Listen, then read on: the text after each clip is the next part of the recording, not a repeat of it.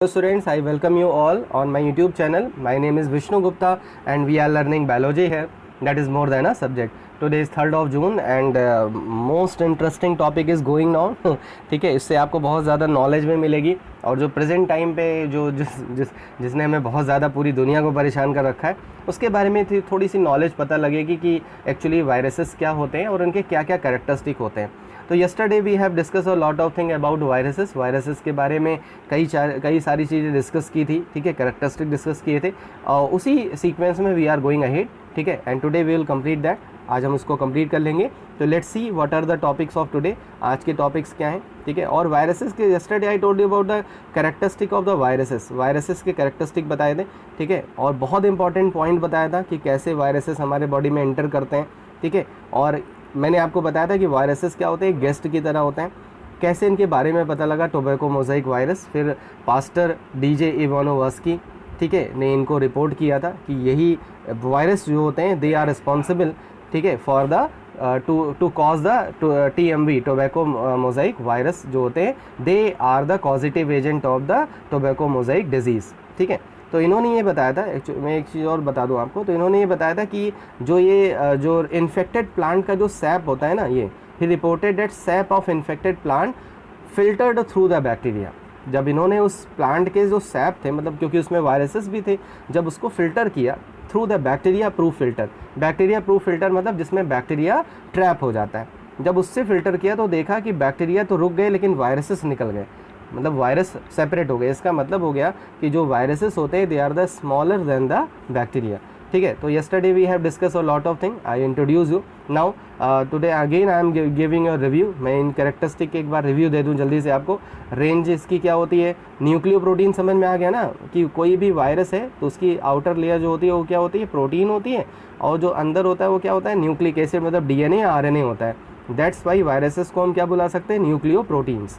They contain DNA और RNA होगा, कभी दोनों नहीं होंगे, याद रखना, ठीक है। DNA और RNA surrounded by a protein, अभी बताया, वो उस प्रोटीन को बोलते हैं कैप्सिड। एक्चुअली बहुत सारी यूनिट्स होती है कैप्सिड की, उसको बोलते हैं कैप्सोमियर। अभी आगे मैंने उसके लिए स्लाइड लगा दी है, ठीक है। उसके बाद they are transmitted easily and they can be crystallize. और आपको मैंने बताया था कि crystallization is a process of non living, ये लिविंग ऑर्गेनिज्म का फीचर नहीं है। We can never have the crystallized form of the living organism, ठीक है। अब आ जाओ नेक्स्ट पे। क्लासिफिकेशन भी आपको बता दिया था, एक बार और देख लो कि जो एनिमल के जो वायरसेस होते हैं उनको बोलते हैं जू फैजिनेई। तो फैजिनेई जहाँ पे वर्ड आ जाए उसका रिलेशन किससे, वायरस से। जू मतलब एनिमल, तो ये DNA और RNA दोनों हो सकते हैं। देखो कॉम्पिटिटिव एग्जाम में ऐसे ही क्वेश्चन आते हैं, ठीक है। कॉम्पिटिटिव एग्जाम में आपसे पूछ लेगा, ऑप्शन दे देगा, ठीक है, और पूछेगा कि एनिमल वायरसेस में क्या होगा, DNA होगा और RNA होगा या दोनों होंगे, ठीक है, या DNA और RNA दोनों में से कोई एक होगा, तो DNA और RNA में से कोई एक होगा। लेकिन जब वही क्वेश्चन प्लांट के लिए पूछेगा तो you have to write down only RNA, they plant viruses have only RNA, और जो बैक्टीरियल वायरसेस होते हैं दे हैव ओनली DNA, ठीक है। तो इस तरह से there are 3 category of the virus on the basis of their host, ठीक है, क्लियर है। Now come to the next part. TMV के बारे में मैंने यहाँ पे कुछ चीज़ें पॉइंट्स लगा दिए क्योंकि इसी से पता लगा था कि हाँ ऐसे वायरसेस होते हैं। सबसे पहला 18 नैनोमीटर इन डायामीटर होता है, उसके बाद 300 नैनोमीटर लॉन्ग होता है। इसके ऊपर जो प्रोटीन होती है, देखो बोला ना, इसको बोलते हैं कैप्सिड। के जो कैप्सिड की जो यूनिट्स होती हैं, बहुत ढेर सारी ऐसे यूनिट्स होती हैं, 2130, आपके NCERT में भी इसका डायग्राम बना होगा।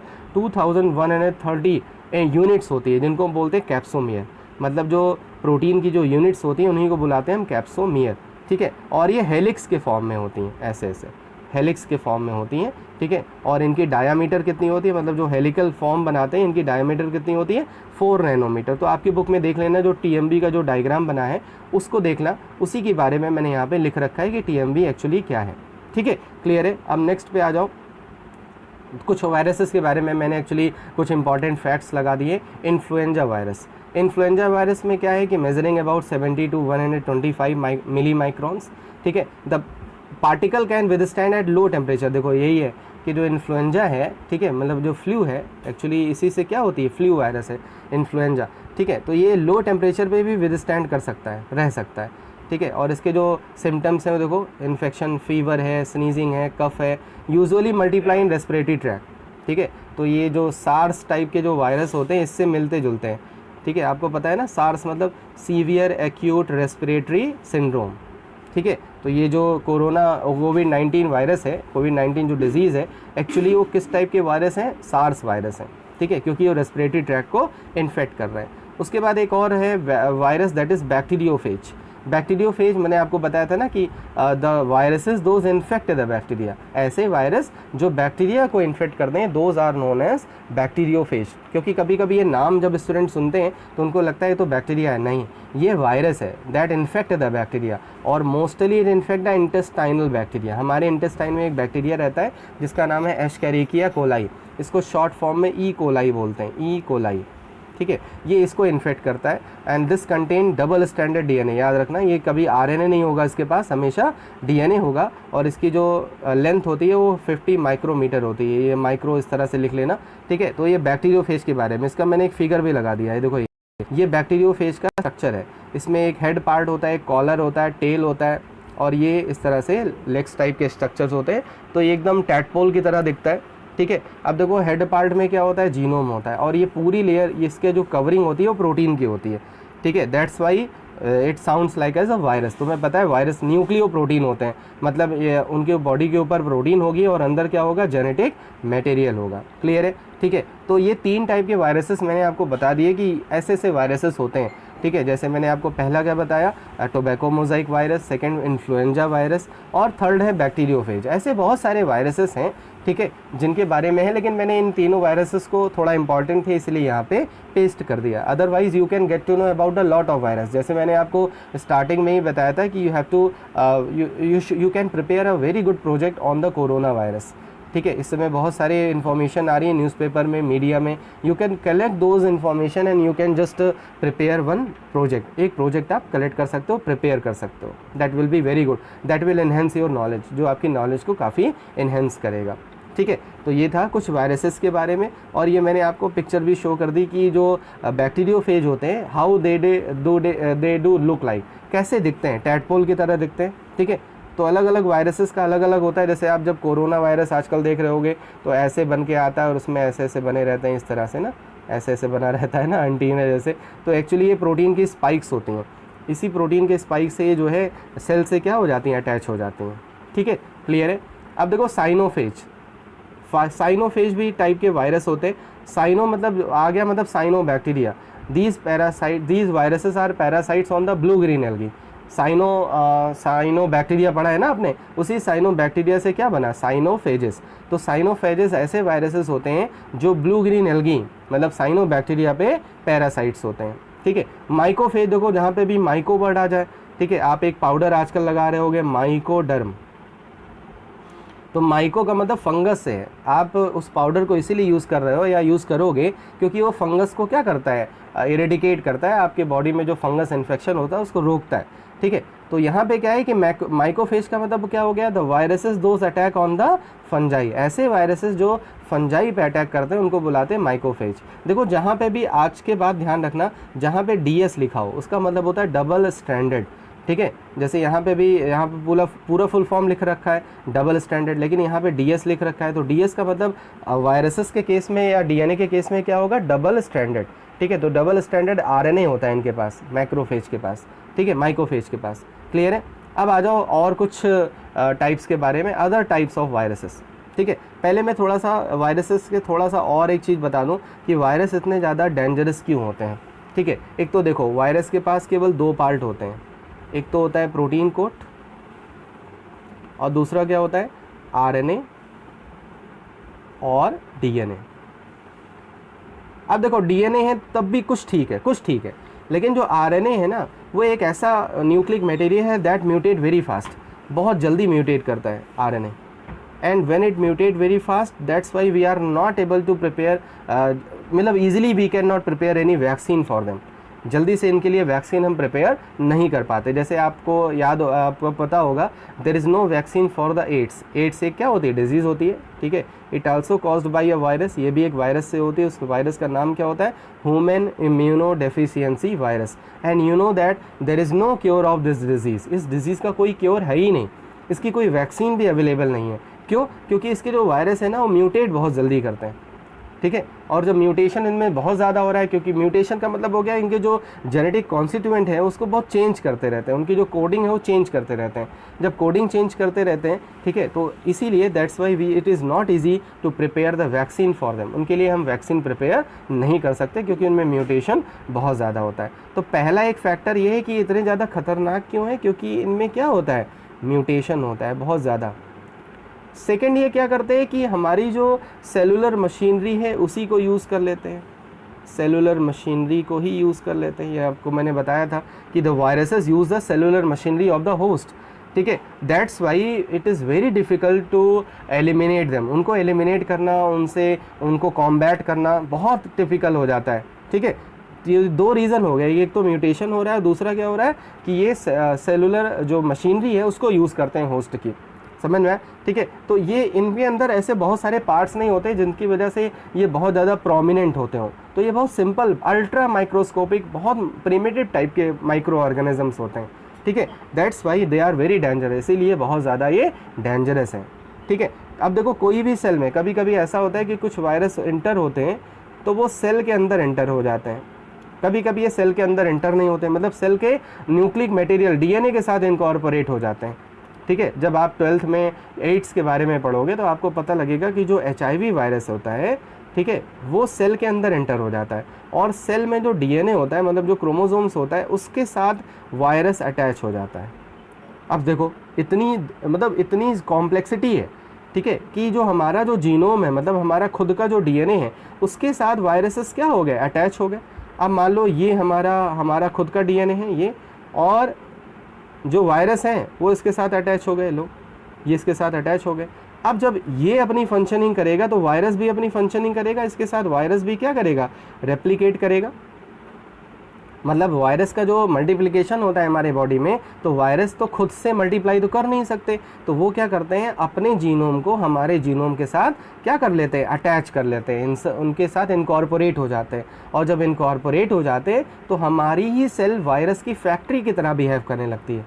सोच लो, ठीक है, मतलब ये कुछ नहीं लेके आए और हमारी सेल में एंटर किया और हमारी ही सेल इनके लिए क्या बिहेव करने लगी, फैक्ट्री की तरह बिहेव करने लगी, ठीक है। इसीलिए जितने भी वायरल डिजीज़ होती हैं उनसे कोप अप करना, उनको कॉम्बैट करना, उनको कंटेन करना, ठीक है, बहुत मुश्किल होता है। आप देख ही रहे हो, ठीक है, कि कितनी ज़्यादा प्रॉब्लम हो रही, इतनी मेडिकल साइंस में इतनी ज़्यादा इनोवेशन होने के बाद, इतनी ज़्यादा एडवांसमेंट होने के बाद, we are not able to fully contain this virus, this pandemic. इस पेंडेमिक को हम कंट्रोल नहीं कर पा रहे हैं, डेली केसेस बढ़ते चले जा रहे हैं। क्यों? क्योंकि ये वायरस की वजह से।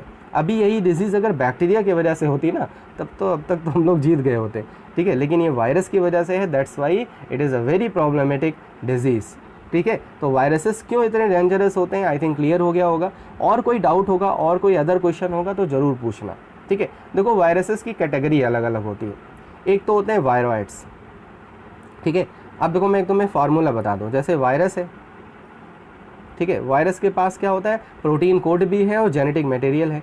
वायरस माइनस प्रोटीन कोड, थोड़ा सा सही से लिख दो राइटिंग वाइटिंग बना के ताकि तुम्हें समझ में आए। वायरस माइनस प्रोटीन, प्रोटीन मतलब protein code is equal to viroids. अगर वायरस के अंदर प्रोटीन कोट भी नहीं है तो ऐसे वायरस को क्या बुलाते हैं, वायरॉइड्स बुलाते हैं। That's why viroids are smallest than the virus. जो वायरस से ये छोटे होते हैं, क्यों? क्योंकि इनके पास क्या नहीं होती, प्रोटीन कोट नहीं होती। They do have only genetic material, तो दीज आर द वायरॉइड्स। आपके बुक में भी दिया होगा, टीओ डेनर ने इनको रिकॉग्नाइज किया था, डिस्कवर किया था। Viroids are the smallest form which consist of tightly folded strands of circle of short RNA। इनके पास केवल शॉर्ट स्ट्रैंड्स ऑफ RNA होता है केवल, ठीक है। These are 100 times smaller than virus. They lack a protein code, अभी मैंने बताया ना। They are infectious in plant only. Example देखो क्रिसैंथेमम, मतलब ये मोस्टली प्लांट में डिजीज़ काज करते हैं, एनिमल में डिजीज़ काज नहीं करते। तो दो डिजीज़ेस मैंने यहाँ पे लिख रखी है, एक क्रिसैंथेमम स्टंट डिजीज़, स्टंट मतलब होता है छोटा हो जाना। पोटैटो स्पिंडल ट्यूब डिजीज़, इसमें स्पिंडल का फॉर्मेशन होने लगता है, ठीक है, ट्यूबराइजेशन होने लगता है, उसी को बोलते हैं पोटैटो स्पिंडल ट्यूबल डिजीज़। तो इस तरह से दो डिजीज़ेस होती हैं, किससे, वायरॉइड से। कुछ और भी वायरस होते हैं, देखो वायरिसॉइड्स। वायरिसॉइड्स क्या होते हैं, वायरस के साथ प्रोटीन कोट में प्रेजेंट होते हैं। जो वायरस की जो प्रोटीन कोट होती है ना उसमें प्रेजेंट होते हैं। जैसे हमारे शर्ट में बटन होती है, कोट में बटन होती है, एकदम सेम ये प्रोटीन कोट में प्रेजेंट होते हैं। तो दे आर लाइक वायरॉइड्स, ये वायरॉइड्स की तरह ही होते हैं, but are located inside the protein coat of a true virus. Virusoids RNA can be either circular और लीनियर, या तो सर्कुलर होंगे और या तो लीनियर होंगे, ठीक है। They are not infectious themselves because they are replicated only in the presence of their host, ठीक है। तो ये होस्ट में जब जाएंगे तभी रेप्लिकेट करेंगे, तो इससे इन्फेक्शियस नहीं होते। In some cases it is reported that the virus can not replicate in the absence of its virusoids. मतलब अगर वायरस के पास क्या नहीं है, वायरसॉइड्स नहीं है, तो दे कैन नॉट रेप्लिकेट, ये रेप्लिकेट नहीं कर सकते, मतलब अपनी कॉपी नहीं बना सकते। तो अगर ये क्वेश्चन पूछ ले कि विच मटेरियल, विच सब्सटेंस है या which organism help in the replication of the virus, तो आप क्या लिखोगे, वायरसॉइड्स। कौन सा पार्टिकल है, पार्टिकल्स मोस्ट सुटेबल वर्ड होगा यहाँ पे, कौन सा पार्टिकल है जो वायरस को रेप्लिकेशन में हेल्प करता है, तो आप उसका क्या नाम बताओगे, वायरस बताओगे, ठीक है। अब आ जाओ नेक्स्ट पे, एक और वायरस होते हैं, इसका भी मैं फार्मूला बता दे रहा हूँ। अभी मैंने क्या फार्मूला लिखा था, वायरस माइनस प्रोटीन, अब मैं लिख रहा हूँ वायरस माइनस डीएनए और आरएनए। अगर हम वायरस में से डीएनए और आरएनए को माइनस कर दें तो बचेगा क्या, प्रोटीन बचेगी ना केवल। तो केवल अगर प्रोटीन ही इन्फेक्शियस है, अगर केवल प्रोटीन ही इन्फेक्शियस है तो उसको बुलाते हैं हम प्रायोन्स। बहुत इंपॉर्टेंट है, ये आपके एनसीईआरटी में नहीं है। वायरसॉइड्स नहीं है, प्रायोन्स नहीं है, लेकिन ये इंपॉर्टेंट है। स्मॉलेस्ट प्रोटीनेशियस, कुछ ऐसे वायरसेस होते हैं जिनके पास केवल प्रोटीन होती है। They appear to lack genetic material entirely, consist of nothing but specific protein molecule. The prions are implicated in serious nerve and brain diseases. जो हमारे बॉडी में जो ब्रेन और नर्व डिजीजेस होती हैं वो इनकी वजह से होती हैं। जैसे स्कैर्पियन, शीप एंड गोट, यहाँ पे क्या होता है, इस डिजीज़ में क्या होता है कि आपने देखा होगा कैटल्स को कि वो अपनी जो हॉर्न होते हैं, मतलब अपना जो सर होता है, उसको क्या करते हैं, किसी दीवार में कभी कभी घिसने लगते हैं, उनको खुजली होती है तो घिसने लगते हैं। जब ये डिजीज़ होती है तो शीप और गोट भी अपने हेड को किसी हार्ड सरफेस से रब करने लगते हैं, और रब करने लगते हैं तो जान लो उनके बॉडी में ये वायरस, मतलब ये प्रायोन्स एंटर हो चुके हैं, और इसी की वजह से उनकी डेथ भी हो जाती है। अंदर इन्फेक्शन जो हो जाता है उसकी वजह से डेथ हो जाती है। उसके बाद एक होती है मैड काउ डिजीज़। देखो जैसे लिखा हो ना, मैड काउ डिजीज़, क्यों, क्योंकि उनके जो ब्रेन होते हैं ना उनमें इन्फ्लामेशन होने लगता है, इसीलिए इसको बोलते हैं mad cow disease. BSE, बोवीन spongiform encephalopathy, ठीक है। देखो जहाँ पे बोवीन वर्ड आ जाए उसका मतलब ही होता है काऊ या कैटल से, तो बोवीन स्पॉन्जीफॉर्म इंसेफेलोपैथी इसको बोलते हैं। इसमें क्या होता है, होल्स हो जाते हैं, किस में हो जाते हैं, ब्रेन में हो जाते हैं, ठीक है। तो अभी जैसे मैंने बताया कि मोस्टली ये नर्व और ब्रेन रिलेटेड डिजीज़ काज करते हैं, ठीक है। तो ये हो गया प्रायोन्स के बारे में। और भी कुछ होते हैं जैसे mental deterioration and spastic paralysis, ठीक है, ये एनिमल में होती है। मेंटल डिटोरिएशन होने लगता है, स्पास्टिक मतलब कोई पर्टिकुलर मसल्स है वो काम नहीं करेगी। एक डिजीज़ होती है जिसका नाम है कुरू, लाफिंग डेथ, इसमें आदमी इतना हंसता है कि मर जाता है, laughing death. In human possibly Alzheimer's disease. Alzheimer में क्या होता है, जैसे आपको पता है ना, ये मोस्टली ये मेन काज है एल्जाइमर का, ठीक है। लाफिंग डेथ का मतलब ये हो गया कि मतलब हंसते हंसते मर जाना, मतलब सब कुछ धीरे धीरे भूल जाना। एल्जाइमर आपको पता होगा कि एल्जाइमर में क्या होता है कि मेमोरी लॉस हो जाती है। आपने एक मूवी देखी होगी, कौन सी थी वो, जिसमें वो अटैक होता है, उरी मूवी में जो कैप्टन होता है, ठीक है, उसकी जो मदर होती है उसको यही डिजीज़ तो रहती है कि वो उसको भूल जाए, मतलब वो चीज़ों को भूल जाती है, ठीक है। जैसे अगर आपको कल तक कोई याद था और आप भूल गए तो वो कौन सी डिजीज़, उसको हम बुला सकते हैं एल्जाइमर, ठीक है। मतलब रिकरेंट प्रॉब्लम होती है, भूल जाते हैं फिर उनको याद आ जाता है फिर भूल जाते हैं, तो मेमोरी लॉस होने लगता है, ऐसी डिजीज़ को एल्जाइमर बोलते हैं, ठीक है। क्लियर है। तो कुरू भी डिजीज़ काज कर सकते हैं, मतलब कुरू डिजीज़ भी हो सकती है, और कौन सी डिजीज़ हो सकती है, एल्जाइमर भी हो सकती है। क्लियर है। तो यहाँ पे वायरसेस के बारे में मैंने आपको बहुत सारी चीज़ें एक्सप्लेन कर दी, ठीक है, काफ़ी इन्फॉर्मेशन दे दी। इस चीज़ को नोट कर लेना, ये काफ़ी इंपॉर्टेंट है। इसमें मैंने एक स्लाइड लगा दी है, यहाँ पे लिखा हुआ है, देखो यानी वायरसेस जो है या तो डबल स्टैंडर्ड डीएनए के होंगे, या तो सिंगल स्टैंडर्ड डीएनए के होंगे, या तो डबल स्टैंडर्ड आरएनए होंगे, या तो सिंगल स्टैंडर्ड आरएनए के होंगे। मतलब डीएनए आरएनए दोनों में से एक ही होगा। तो डीएनए डबल स्टैंडर्ड भी होता है, सिंगल स्टैंडर्ड भी होता है। आरएनए भी डबल स्टैंडर्ड होते हैं और सिंगल स्टैंडर्ड भी होते हैं। ठीक है। तो कुछ जो वायरसेस के नाम यहाँ पे लिखे हैं उनको याद कर लेना, उनको नोट्स बना लेना, ये काफ़ी आपको हेल्प करेंगे। कभी कभी कॉम्पिटिटिव एग्जाम में क्वेश्चन आता है और पूछता है इनमें से कौन से वायरस है जो सिंगल स्ट्रैंडेड आरएनए है जिसके पास, तो आप ये आपको काफ़ी हेल्प करेगा, ठीक है।